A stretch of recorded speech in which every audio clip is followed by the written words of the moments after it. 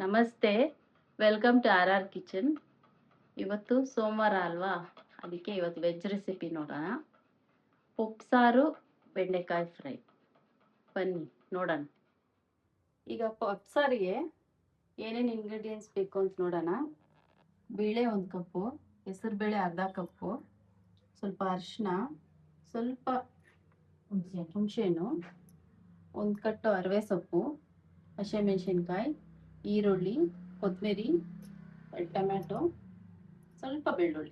ಇವಾಗ ಬೆಂಡೆಕಾಯಿ ಪಲ್ಯ ಮಾಡೋದಕ್ಕೆ ಏನೇನು ಬೇಕು ಇವಾಗ ನೋಡಿ. ಬೆಂಡೆಕಾಯಿ, ಈರುಳ್ಳಿ, ಟೊಮೆಟೊ, ಕೊತ್ತಂಬರಿ, ಮೆಣಸಿನ್ಕಾಯಿ ಪೌಡ್ರು, ಧನಿಯಾ ಪೌಡ್ರು, ಅರಿಶಿನ, ಕರಿಬೇವು, ತೆಂಗಿನಕಾಯಿ. ಈಗ ಸಾರು ಮಾಡೋದಕ್ಕೆ, ಪಪ್ಪು ಸಾರು ಮಾಡೋದಕ್ಕೆ ಈರುಳ್ಳಿ ಸ್ವಲ್ಪ ಹಾಕ್ಕೊಬೇಕು, ಕಟ್ ಮಾಡಿಕೊಂಡು. ಒಗ್ಗರಣೆ ಮಾಡೋದಕ್ಕೆ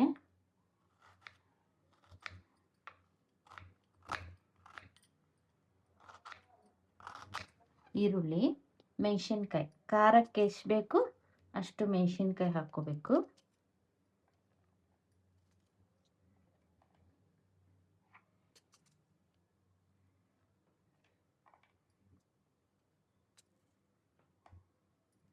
ಒಂದು 6-7 ಮೆಣಸಿನ್ಕಾಯಿ ಖಾರಕ್ಕೆ. ಹಸಿಮೆಣಸಿನ್ಕಾಯಿನೇ ಖಾರ, ಅದಕ್ಕೆ ಖಾರಕ್ಕೆ ಮೆಣಸಿನ್ಕಾಯಿ. ಆಮೇಲೆ ಬೆಳ್ಳುಳ್ಳಿ ಸ್ವಲ್ಪ, 1 ಟೊಮೆಟೊ.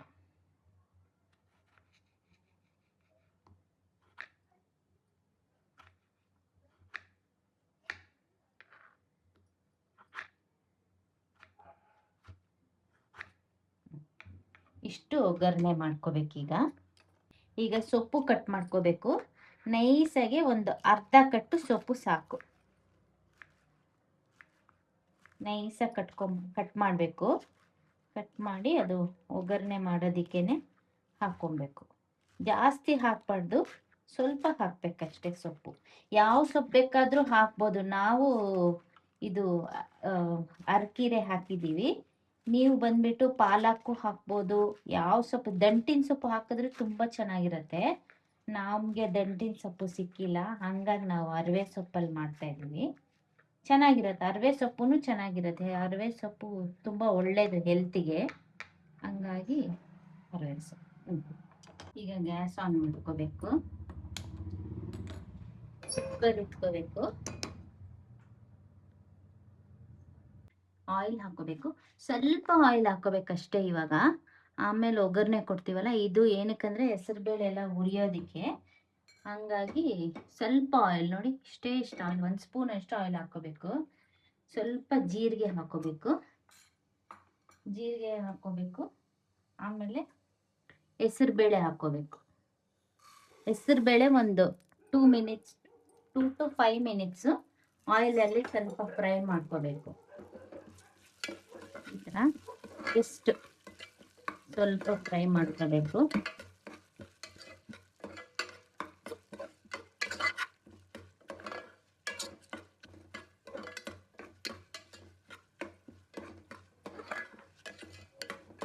ಒಂದು 2 ನಿಮಿಷ ಸ್ವಲ್ಪ ಆಯಿಲಲ್ಲಿ ಫ್ರೈ ಆದರೆ ಟೇಸ್ಟ್ ಚೆನ್ನಾಗಿರುತ್ತೆ. ಈಗ ಇದು ಸ್ವಲ್ಪ ಒಂದು 2 ಮಿನಿಟ್ಸ್ ಇದು ಉಟ್ಕೊಂಡಿದ್ದೀವಿ. ಮೆಣಸಿನ್ಕಾಯಿ ಹಾಕಬೇಕು. ಮೆಣಸಿನ್ಕಾಯಿ, ಬೆಳ್ಳುಳ್ಳಿ, ಈರುಳ್ಳಿ ಹಾಕಿ ಒಂದು 2 ಮಿನಿಟ್ಸ್ ಸ್ವಲ್ಪ ಉಟ್ಕೋಬೇಕು.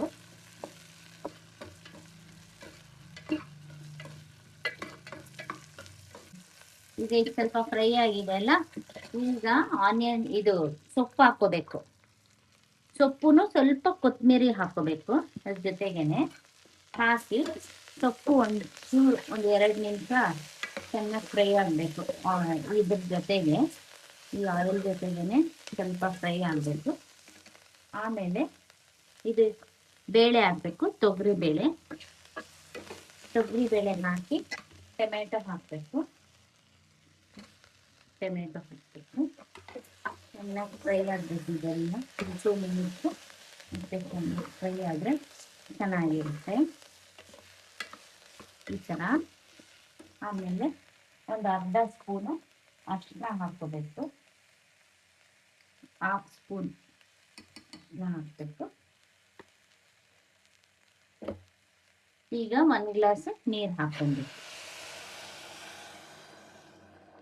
1 ಗ್ಲಾಸ್ ನೀರು, ಸಾಲ್ಟ್ ಹಾಕ್ಕೋಬೇಕು ಟೇಸ್ಟಿಗೆ.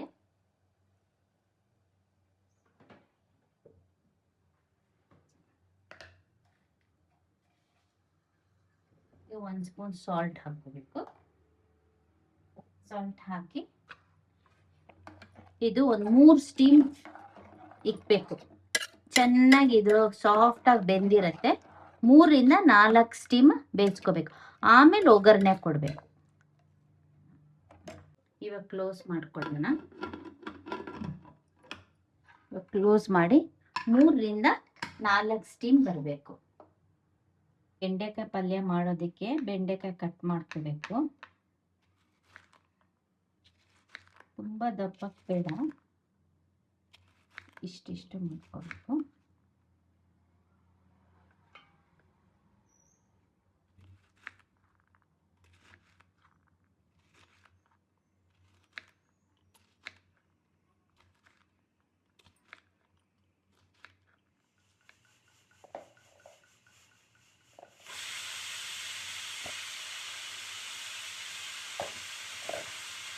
ಈಗ ಬೆಂಡೆಕಾಯಿ ಕಟ್ ಮಾಡಿದ್ದಾಯ್ತು.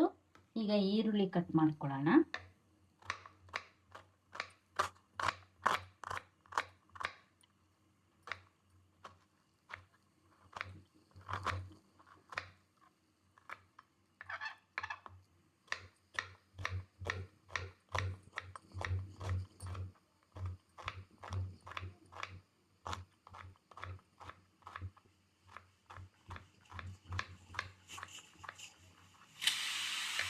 ಇವಾಗ ಟೊಮೆಟೊ ಕಟ್ ಮಾಡ್ಕೊಳ್ಳೋಣ.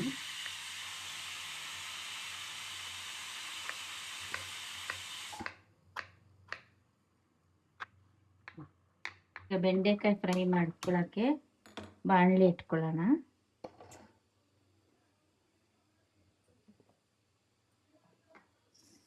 ಸ್ವಲ್ಪ ಎಣ್ಣೆ, ಒಂದು 2 ರಿಂದ 3 ಸ್ಪೂನ್ ಎಣ್ಣೆ ಹಾಕೋಬೇಕು. ಎಣ್ಣೆ ಸ್ವಲ್ಪ ಹೊತ್ತು ಕಾಯಿಲಿ. ಇವಾಗ ಕರಿಬೇವು ಹಾಕೊಳ್ಳೋಣ. ಈರುಳ್ಳಿ ಹಾಕೊಳ್ಳೋಣ. ಚೆನ್ನಾಗಿ ಹುರಿಬೇಕು.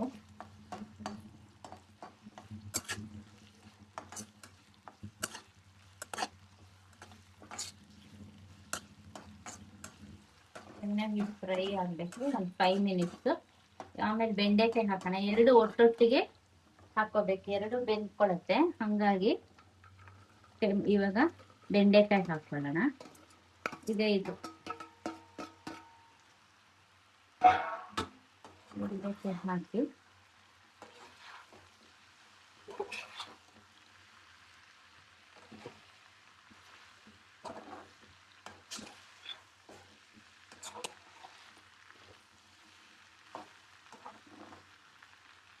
ಇವಾಗ ಫ್ರೈ ಆಗಲಿ. ಈಗ ತೆಗೆದ್ಬಿಟ್ಟು ಚೆನ್ನಾಗಿ ಫ್ರೈ ಮಾಡಬೇಕು. ಹಿಂಗೆ ಸ್ವಲ್ಪ ಅರ್ಧ ಫ್ರೈ ಆಗಿದೆ. ಈಗ ಸಾಲ್ಟು, ಟೊಮೆಟೊ ಎಲ್ಲ ಹಾಕೋಬೇಕು. ಈಗ ಸಾಲ್ಟು ಒಂದು ಅರ್ಧ ಸ್ಪೂನು, ಒಂಚೂರು ಸ್ವಲ್ಪ ಸಾಲ್ಟು, ಅರಿಶಿನ ಒಂದು ಸ್ವಲ್ಪ, ಟೊಮೆಟೊ ಹಾಕಿ ಚೆನ್ನಾಗಿ ಫ್ರೈ ಮಾಡ್ಕೋಬೇಕು.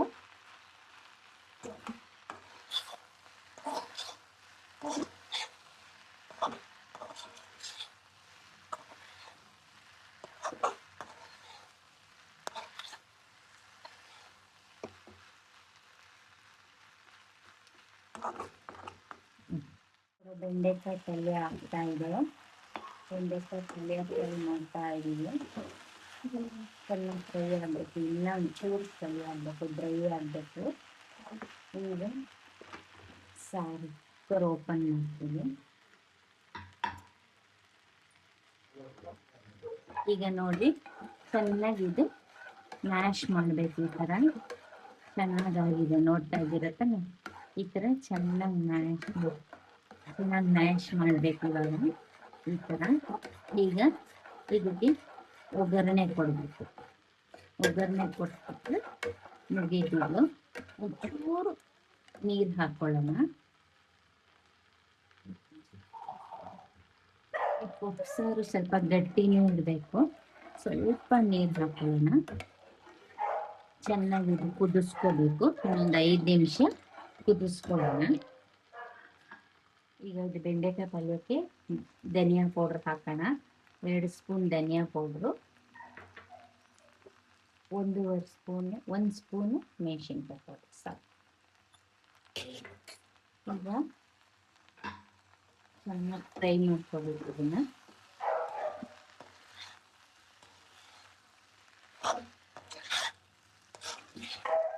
ನಿಮ್ಗೆ ಖಾರ ಜಾಸ್ತಿ ಬೇಕಂದ್ರೆ ಸ್ವಲ್ಪ ಮೆಣಸಿನ್ಕಾಯಿ ಪೌಡ್ರ್ ಜಾಸ್ತಿ ಹಾಕೊಳ್ಳಿ.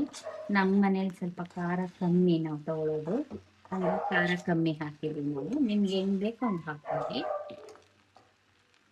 ಇದಕ್ಕೆ ಗರಂ ಮಸಾಲಾನು ಬೇಕಾದರೆ ಹಾಕೋಬೋದು, ಆವಾಗ ಒಂಥರ ಸ್ಪೈಸಿ ಆಗೋಗುತ್ತೆ. ಆದ್ದರಿಂದ ಈಗ ನಾವು ಹಾಕಿಲ್ಲ. ನಿಮಗೆ ಬೇಕಾದರೆ ನೀವು ಹಾಕೋಬೋದು ಗರಂ ಮಸಾಲ ಸ್ವಲ್ಪ.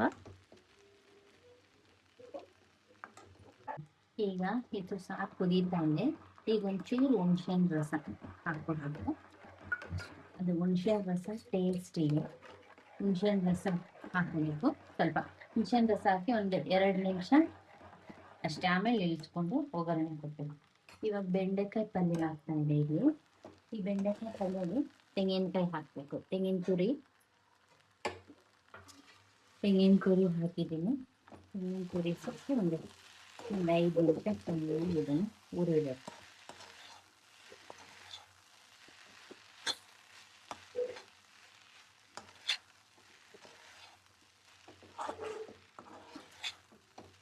ಚೆನ್ನಾಗಿ ಹುರಿದ್ರೆ ಚೆನ್ನಾಗಿರುತ್ತೆ ಟೇಸ್ಟ್. ಇವಾಗ ಇದು ಕುದೀತಾ ಇದೆ, ಇಳಿಸ್ತೀನಿ. ಈಗ ಒಗ್ಗರಣೆ ಕೊಡೋಣ.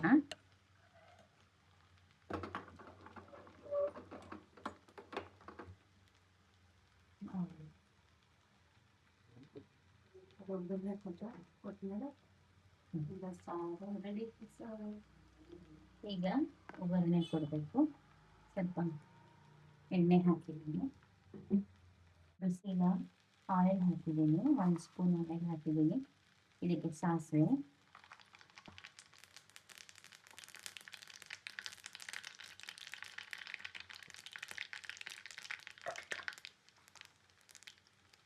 ಜೀರಿಗೆ,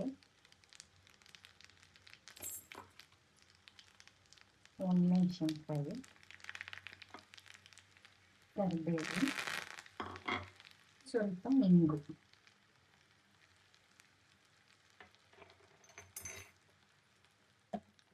ಅಷ್ಟೇ ನೋಡಿ, ಇದು ಒಗ್ಗರಣೆ.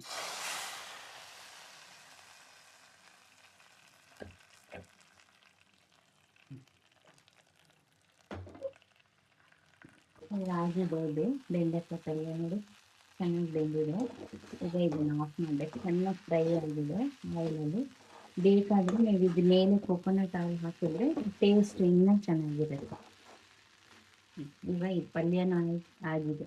ರೈಸ್ ಜೊತೆಗೆ ಇದು ಉಪ್ಸಾರು ತುಂಬ ಚೆನ್ನಾಗಿರುತ್ತೆ.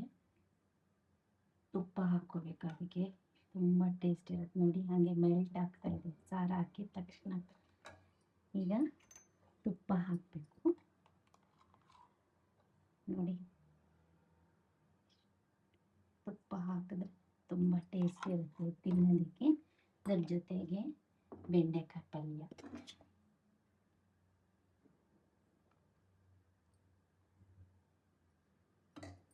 ಟೇಸ್ಟ್ ಮಾಡಿ ನೋಡಿ. ಈಗ ಉಪ್ಸಾರು ಬೆಂಡೆಕಾಯಿ ಪಲ್ಯ ರೆಡಿಯಾಗಿದೆ. ನನಗಂತೂ ಬಾಯಲ್ಲಿ ನೀರು ಬರ್ತಾ ಇದೆ, ತುಂಬ ಟೇಸ್ಟಿಯಾಗಿ ಕಾಣಿಸ್ತಾ ಇದೆ. ಈಗ ಊಟ ಮಾಡೋಕ್ಕೆ ಹೋಗ್ತಾ ಇದ್ದೀನಿ. ಇಲ್ಲಿಗೆ ನಮ್ಮ ವಿಡಿಯೋ ಮುಗೀತು. ನಾಳೆ ಹೊಸ ವಿಡಿಯೋದೊಂದಿಗೆ ಬರ್ತೀವಿ. ಇಲ್ಲಿವರೆಗೂ ಲೈಕ್ ಮಾಡಿ, ಶೇರ್ ಮಾಡಿ, ಕಮೆಂಟ್ ಮಾಡಿ, ಸಬ್ಸ್ಕ್ರೈಬ್ ಮಾಡಿ ನಮ್ಮ ಚಾನಲ್ಗೆ. ಬಾಯ್.